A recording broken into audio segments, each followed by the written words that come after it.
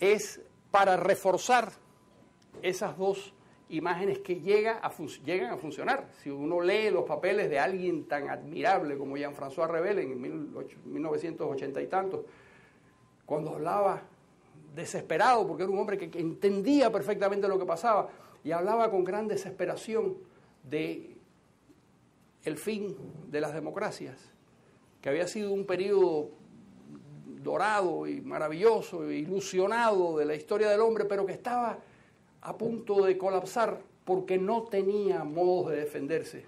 Y uno dice, bueno, esta era la visión pesimista de alguien, de un demócrata tan comprometido con la defensa de la libertad como fue Jean-François Revel, pero es que esa era la visión también que tenían los soviéticos.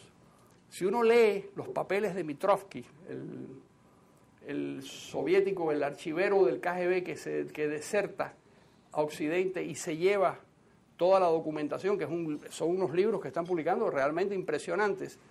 El libro tiene un título muy claro: El mundo iba en nuestra dirección.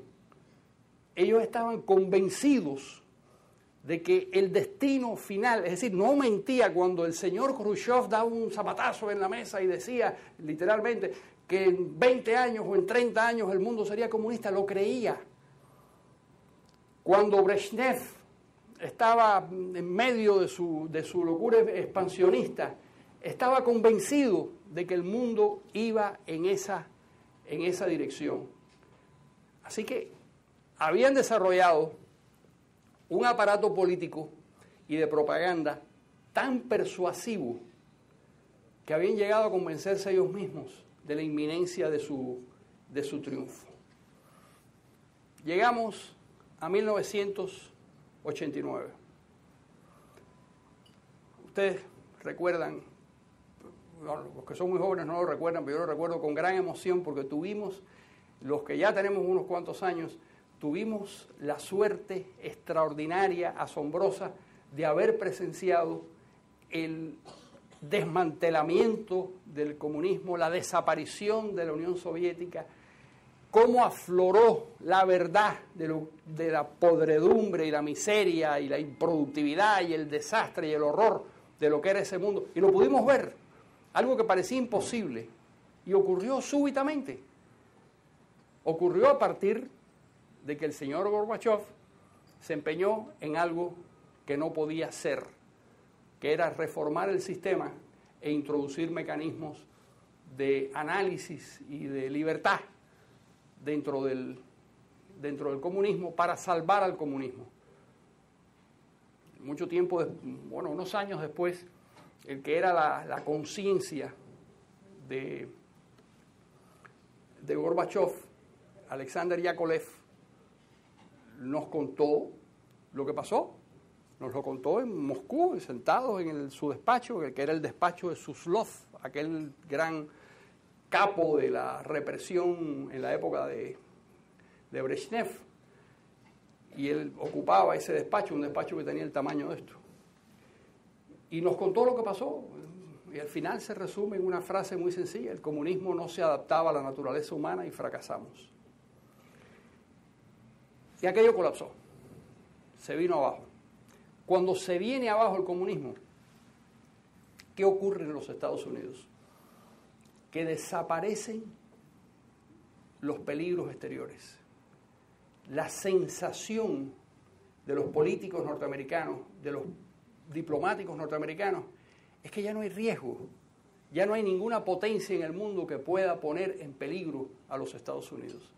Efectivamente los chinos tienen, pero los chinos están más interesados en vender lavadoras que en destruir a los Estados Unidos. Los rusos dejaron de ser una potencia imperial para convertirse en una mafia extraña, más o menos capitalista, y quedaban unos bolsones escasamente importantes.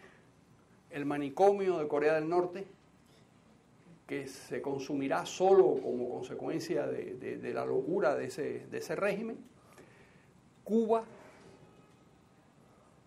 y prácticamente nada más, porque Vietnam dejó de ser un país comunista para convertirse en una dictadura capitalista, otra cosa diferente, y también sin ninguna agresividad frente a los Estados Unidos.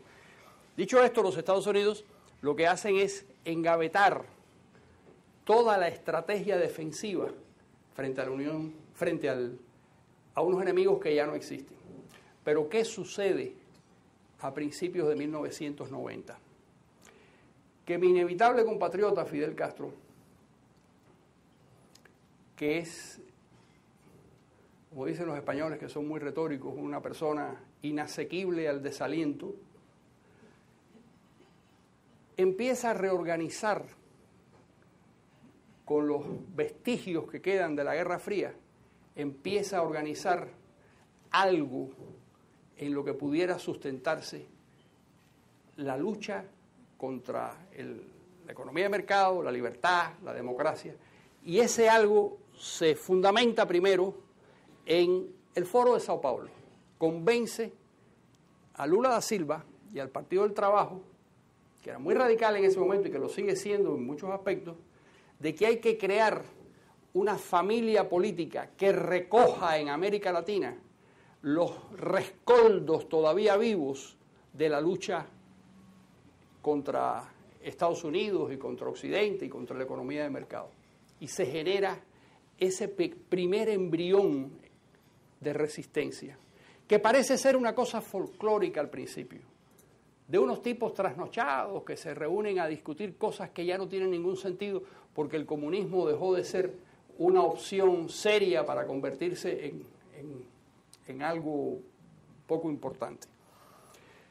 A mediados de la década, bueno, en 1992, como todos saben, aquí hay muchos amigos venezolanos, se produce el intento de golpe de Estado contra Carlos Andrés y aparece en escena el señor Chávez, con su cabecita llena de ideas muy vagas y muy confusas, pero todas nocivas, inyectadas por un señor llamado Norberto Ceresole, que era una mezcla de fascista, anti-occidental, anti-norteamericano, antisemita y, por supuesto, anti-libertades en todo sentido, que es el que le da sentido y forma en ese momento a esa cabecita loca y poco fértil, pero para cualquier semilla que le llegara de cualquier parte.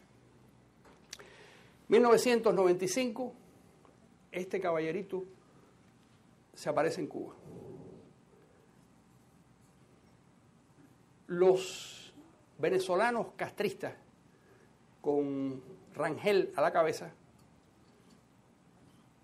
le dicen al gobierno cubano que no le preste atención, que este es un fascista loco, con el que no hay que confiar. Pero Fidel se entrevista con él, porque Fidel estaba muy disgustado, porque Caldera había recibido a Jorge Mascanosa. De una venganza sencilla y política, él recibe a Hugo Chávez. Ahí hay un amor como de bolero. Son dos almas gemelas